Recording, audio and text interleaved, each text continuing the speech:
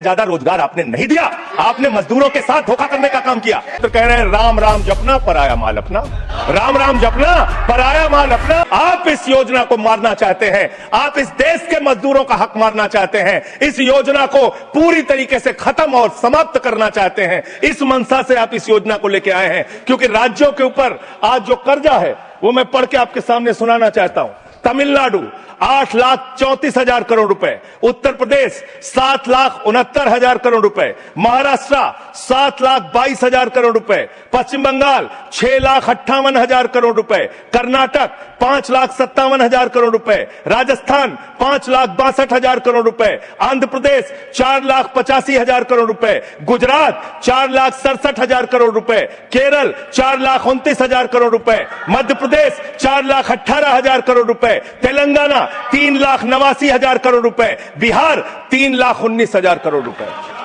ये कर्जे में डूबे हुए राज्यों से, ये कर्जे में डूबे हुए राज्यों से आप ये कह रहे हैं कि 40% पैसा लगाओ, यानी कि सर आप ये हम बोल रहे हैं, कौन बोल रहा है सर?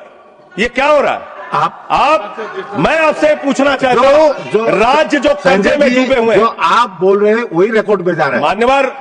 मान्यवर मैं ये कहना चाहता हूं कि जो राज्य पहले से ही लाखों लाख करोड़ रुपए के कर्जे में डूबे हुए हैं, आप उनसे कह रहे हैं 40% पैसा आपको लगाना होगा। आप इस योजना में कह रहे हैं कि आप एरिया तय करेंगे, एरिया आप निर्धारित करेंगे कहां पे ये आपकी स्कीम लागू होगी या नहीं लागू होगी, इसको आप तय करेंगे। ये कितने 125 दिन की आप बात कर रहे हैं मान्यवर? आंकड़ा उठाकर देख लीजिए, मंत्री जी यहां पर मौजूद हैं। 100 दिन के रोजगार की गारंटी है मनरेगा योजना में, लेकिन औसतन पूरे हिंदुस्तान में 50 दिन से ज्यादा रोजगार आपने नहीं दिया। आपने मजदूरों के साथ धोखा करने का काम किया।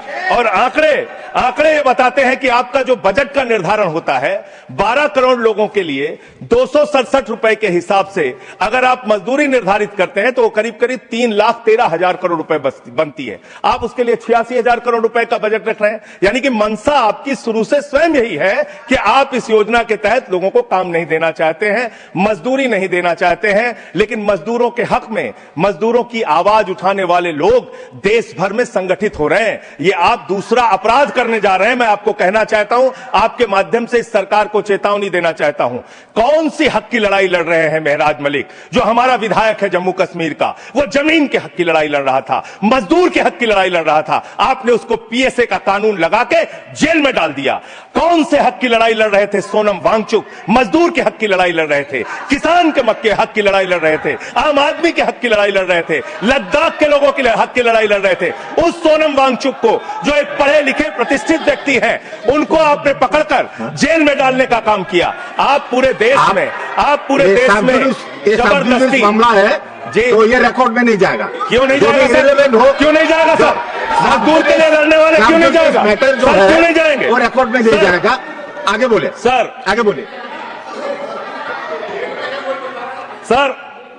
मैं इस अवसर पर पंडित राम नरेश त्रिपाठी जो हमारे सुल्तानपुर के हैं, उनकी एक कविता पढ़ना चाहूंगा। ना मंदिर में, ना मस्जिद में, ना गिरजे के आसपास में, ना पर्वत पर, ना नदियों में, ना घर बैठे, ना प्रयास में, ना कुंजों में, ना उपवन में, शांति भवन या सुख निवास में, ना गाने में, ना बाने में, ना आशा में, ना ही हास में, ना छंदों में, ना प्रबंध में, ना अलंकार, ना अनुप्रास में, खोज ले कोई राम मिलेगा दीन जनों की भूख प्यास में। खोज ले कोई राम मिलेगा दीन जनों की भूख प्यास में।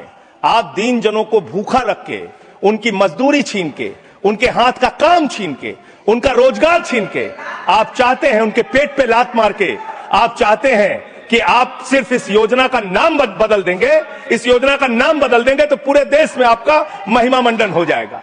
अब आपका ये नकली काम इस देश के अंदर चलने वाला नहीं है। पूरा देश आपकी सच्चाई जान चुका है मान्यवर। पिछले दिनों मैंने पदयात्रा शुरू की थी अयोध्या से लेकर सरयू से संगम तक।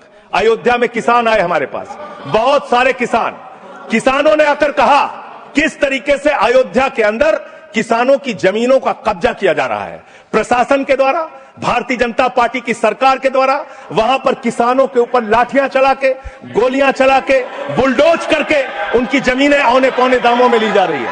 मान्यवर, औने पौने दामों में उनकी जमीनें ली जा रही हैं। और वो जमीनें मान्यवर वो जमीनें जो ली जा रही हैं किसानों से, वो जमीनें बड़े बड़े बिल्डर को बेची जा रही हैं, बड़े बड़े बिल्डर को बेची जा रही हैं। किसानों से 5 लाख रुपए बिस्वा जमीन ली गई अयोध्या में। अरे सुनो ध्यान से, किसानों से 5 लाख रुपए बिस्वा अयोध्या में जमीन ली गई और लोढ़ा ब्रदर्स ने उसी जमीन को प्लाटिंग करके 1 करोड़ 80 लाख रुपए में बेचा।